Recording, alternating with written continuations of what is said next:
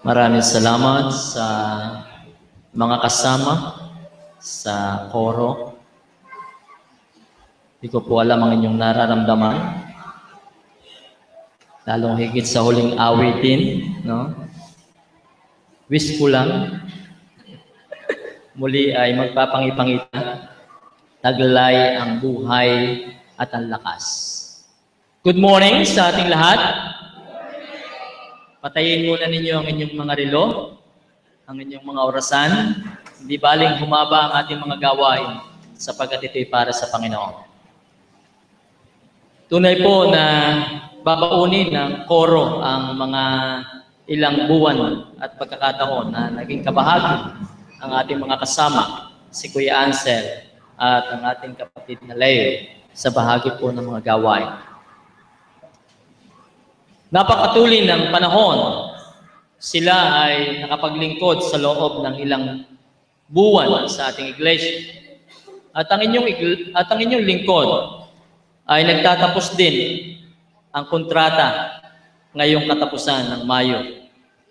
Ako ho ay wala, naghihintay ako ng certificate. Hindi ako binigyan. Tapos na ho ang kontrata ko for 2 years. Po. Pero nirenew ako, kaya siguro hindi ako binigyan ng certificate. Yan. 2 taon na, halos ang nakalipas. Marami tayong mga pinagdaanan na mga karanasan, nagkilalanan. Sabi nga natin sa unang taon ay nasa honeymoon stage ang ating mga pagkikilala, ang ating relationship between sa inyong lingkod at sa mga kapatiran. 2 taon na tayong nagkasama-sama at kilala na ninyo ang aking ugali. Kilala na ninyo ang aking pagkatao at gayon din ang aking bahagi ng paglilingkod. Kaya hindi ko matatawaran ang pakikiisa at pakikibahagi ng buong kapatiran, ng buong iglesia ng Kalaka upang itaas natin ang pangalan ng ating Panginoong Hesus at sama-sama tayong maglingkod sa Kanya at sa pamayanan. Isa lamang ang ating layunin kung bakit tayo narito at tayo nananatili bilang isang iglesia. Ang sumamba at maglingkod sa ating Panginoon. Lahat tayo ay maaaring magsama at magkaisa sa layunin ito. Bagamat ang bawat isa ay may ilan pang mga dahilan kung bakit nananatili sa pananambahan, kung bakit nakakasama tuwing linggo sa pagsamba. Naandyan na dito na, sabi ng iba, dito na kasi ako pinanganak. No? Kaya ang mga ninuno pa nga ang naging instrumento at bahagi ng pagtatayo ng iglesia ito. Kaya dito ako mananatili hanggang sa huling hininga ng aking buhay. Ang iba'y naririto, nakakasama natin sa pananambahan dahil naririto ang kanilang mga kabarkada, ang kanilang kabroids, no? Ang kanilang mga kasama, mga amiga, no? At marami pang mga dahilan bakit naririto. Ngunit naway makita natin ang isang magandang kadahilanan kung bakit tayo naririto. Yung ating sinabi na tayo naririto upang tayo'y sama-sama na maglingkod, sumamba sa ating Panginoon at itaas ang Kanyang banal na pangalan. Maliban doon ay wala na. Kung kayo ang tatanungin, bakit nga ba nananatili pa kayo sa UCCP? Maraming sumusulpot na iba't ibang mga denomination. No? At nangyari na rin yan sa kasaysayan ng UCCP Kalaka. No? Ang iba ay napasama sa mga bagay na hindi ka nais-nais ng mga panahong kanina. Pero salamat at nagbalik din naman, no, sa loob ng kawan ng UCCP Kalaka. Ngunit ano ang dahilan at bakit tayo nagiging kaalib ng iglesia nito? Ano ang ating tugon? Masasabi natin ang sinasabi ng iba, kasi dito ako naliwanagan. O dito ako nakaunawa hinggil kay Kristo. Ano nga ba para sa atin? Ang ating pagkaunawa at ang ating pagtanggap kay Jesus, ang magbibigay daan sa pagkakaisa at pagiging matatag ng iglesia. Ito ang dapat nating makita, lalong higit sa liwanag ng banal na kasulatan. Dapat malinaw na ang ating pundasyon kung bakit bahagi tayo ng iglesyang ito ay sa diwa ng ating pagkatanggap kay Jesus bilang Panginoon at tagapagligtas. Maabot ang magandang ugnayan, pagkakaisa at bunga ng Espiritu. Ito ang dapat nating madama at makita. Sa ating teksto at panulat ni Apostol Pablo sa iglesia ng Efeso, nabalitaan ni Pablo habang siya ay nakakulong ng mga kapatid sa Efeso ay nagkakagulo. Para silang mga batang pasusuhin sa panahong iyon. Sapagkat napakabata pa rin naman ang iglesia.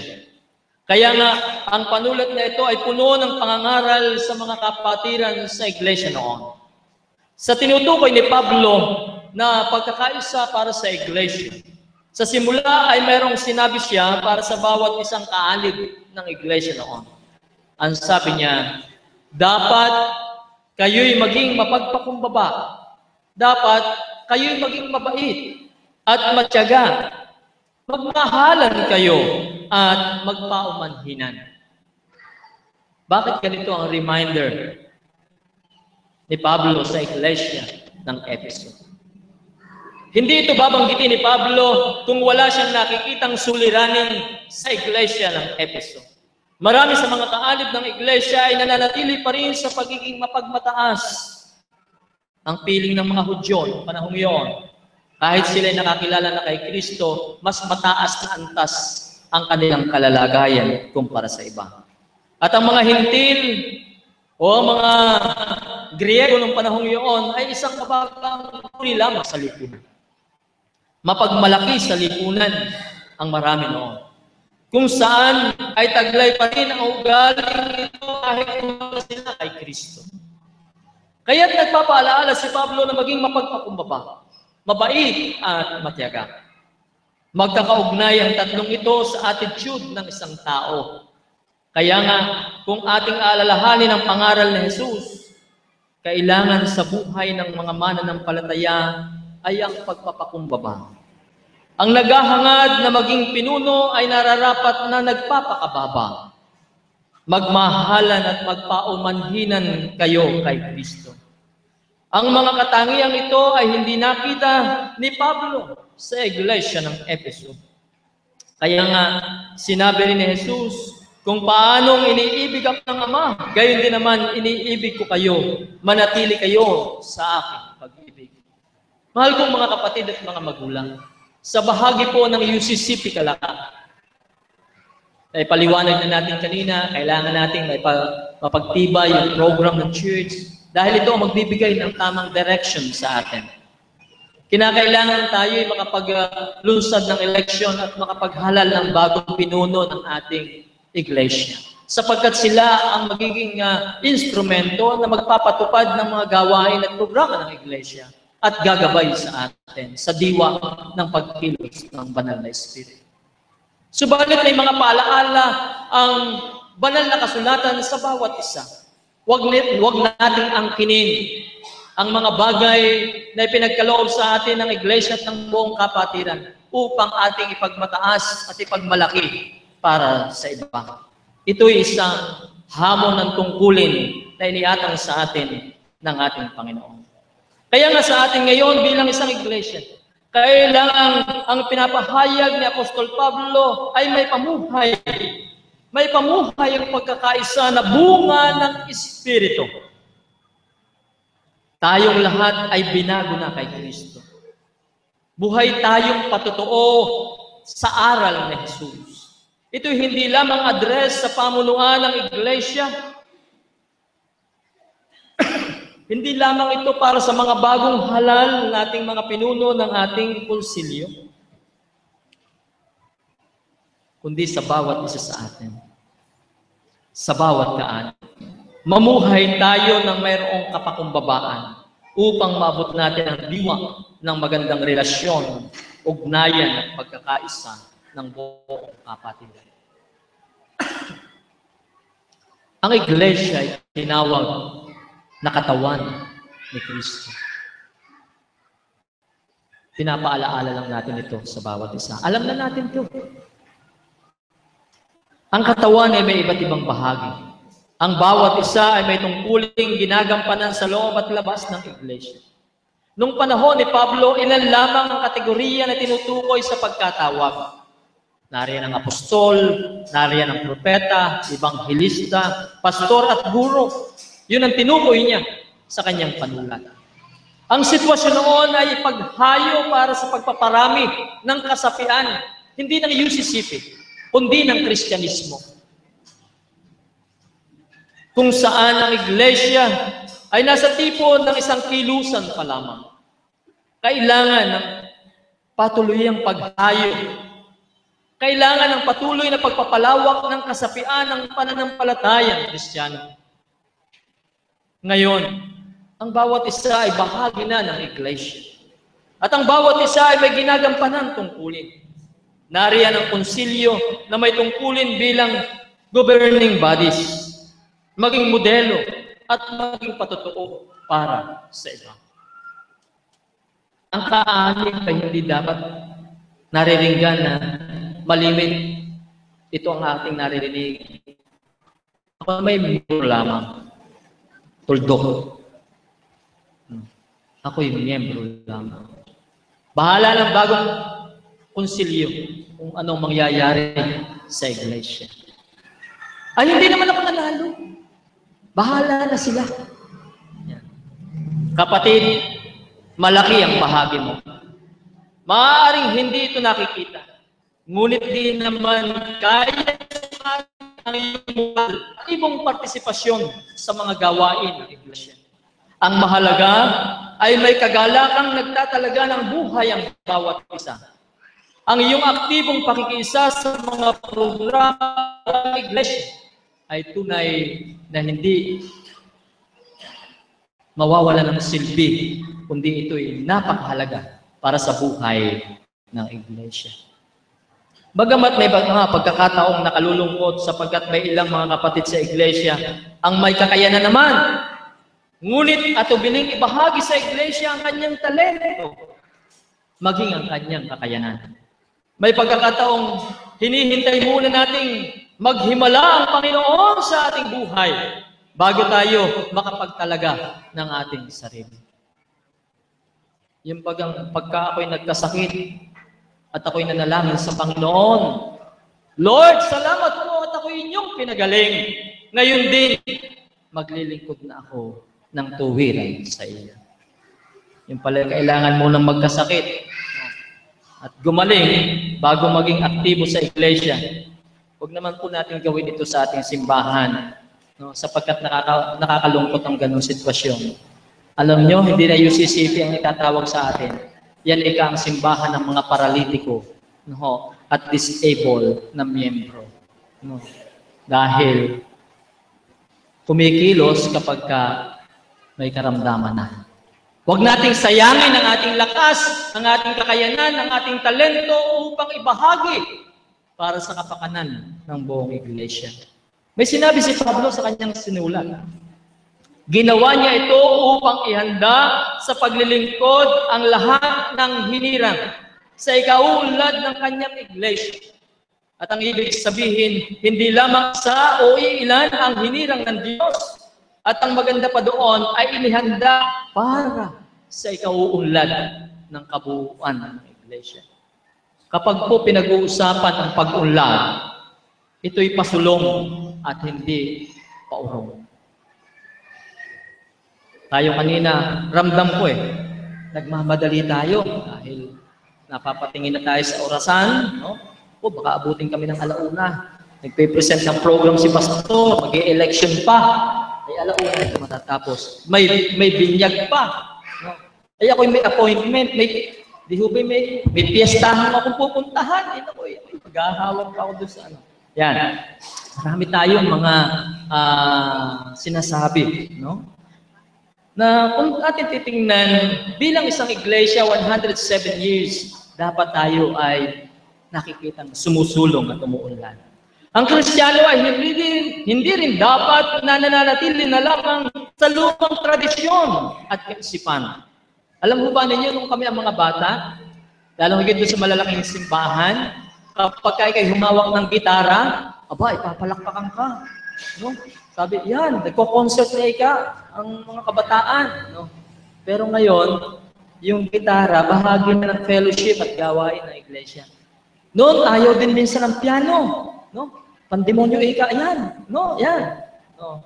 Pero, maraming mga kaisipan noon, subalit ang mga bagay na yon ay nabago. No? Patungo sa pagsulong at pag-unlad ng iglesia. Ang iglesia, kasabay sa pag-unlad, ay naroon ang pag-unlad din ng pamayanan at maging ng teknolohiya. Kaya nga, pagka tayo ay nawala ng sound system, tayo nagre-reklamo. Samantalang nung una, ay palakasan ng boses ng pastor. No? Hindi ka pwedeng maging pastor kung mahina ang iyong boses. Kinakailangan naririnig doon sa may kalsada ang boses ng pastor dahil walang microphone. No? Hindi usong LCD. No? Nakasulat lamang ang inyong aawitin. No? Meron na yun. MSP, ganoon. O, yun ang itutugon. Bubuklatin na lang sa seminaryo. No? Ang sabi noon ay program. Hindi liturhiya. Hindi ka pahayagan ng iyong pagsamba sa Diyos sa pagkilos sa iyong buhay, kundi isang programa. Subalit umuunlad ang iglesia. Umuunlad ang ating mga kaisipan. Umuunlad ang ating mga kapamaraanan. Kailangan bukas ang ating kaisipan sa pagsulong at pag-unlad ng iglesia. Huwag din tayong paggamit sa elemento ng dyablo na nagwawasak sa buong kapatiran. Alam niyo kung ano nagwawasak sa kapatiran? Maging sa panahon ng kasaysayan ng iglesia ni Pablo, huwag nating pag-away-awayin ng mga kapatid. Dahil lamang sa mahaba at matutulis nating dila na nababago at nababaluktot ang mga katotohanan dahil lamang sa ating mga personal na mga motibo sa kabuuan ng iglesia. Bato-bato sa langit, ay di, tamahan ay shoot, ay di wow. Alam ninyo, nagaganap yan kahit sa anumang samahan. Pero wag nawa dito sa ating iglesia. Bilang mga matatanda na tayo sa iglesia, tayo naway kakitaan ng tunay na pagiging isang modelo sa pananampalataya.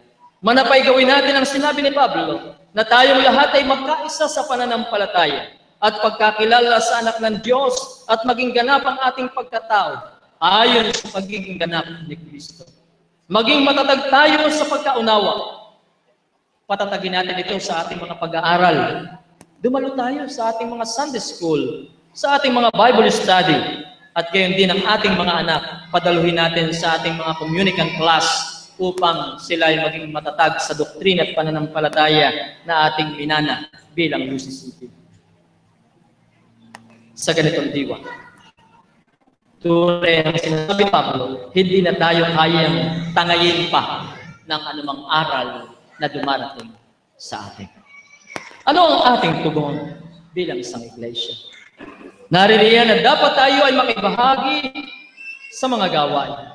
Talaga tayo ating sarili sa ating Panginoon at nakiisa tayo sa adhikain ng buong iglesia. Huwag na tayong maghintay pa na kausapin ng sino paman para mag-initiate tayo para sa may tutulong natin sa buong iglesia. Dapat nadadama natin at nalalaman natin kung ano ang may tutulong natin sa iglesia. Hindi lamang yung mga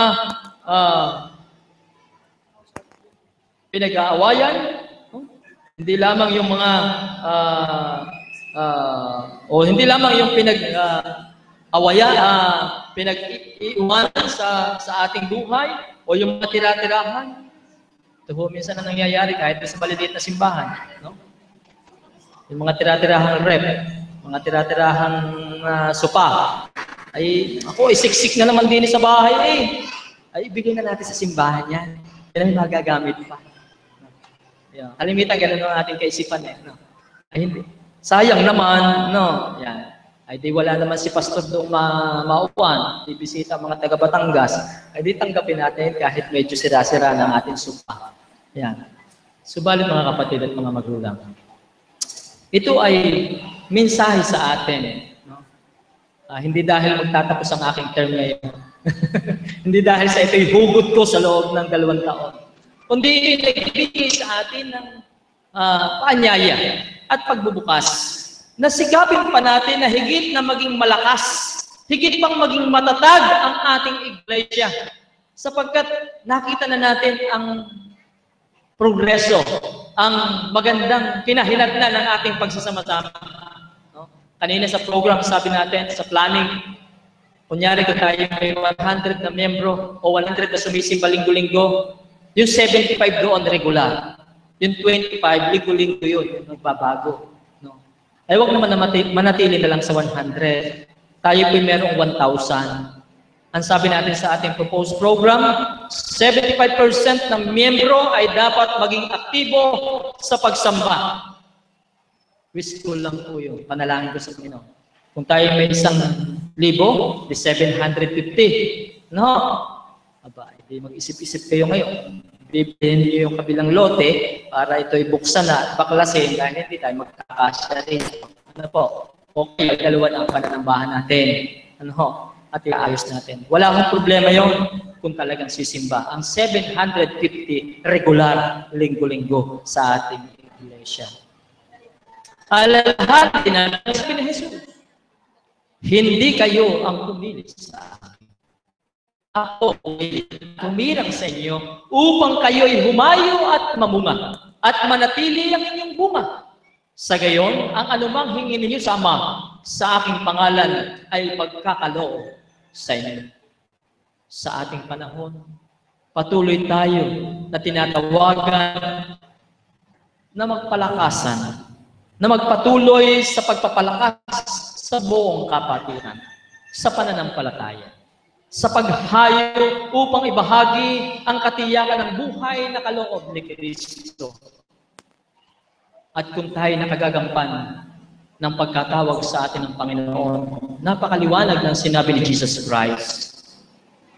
Ang sabi niya dun sa huli, sa gayon, ang anumang hingin ninyo sama sa aking pangalan ay pagkakaloob ko sa inyo. Nandun ang assurance na kung tayo sama-sama maglilingkod sa Panginoon, ang katiyakan at katagumpayan ng buhay ay bibigay sa bawat isa sa atin. Manatili tayo bilang magkakapatid sa iglesia. Madama ang pag-uunawaan, ang pagmamalasakitan na namumuhay sa pag-ibig, nagkakaisa ang lahat para sa kaganapan ng kalooban ng ating Panginoon sa iglesia at sa pamumuhay. Tunay, mararanasan natin ang pagpapala ng Diyos. Sa ngalan ng Anak at ng Banal na Espiritu. Amen.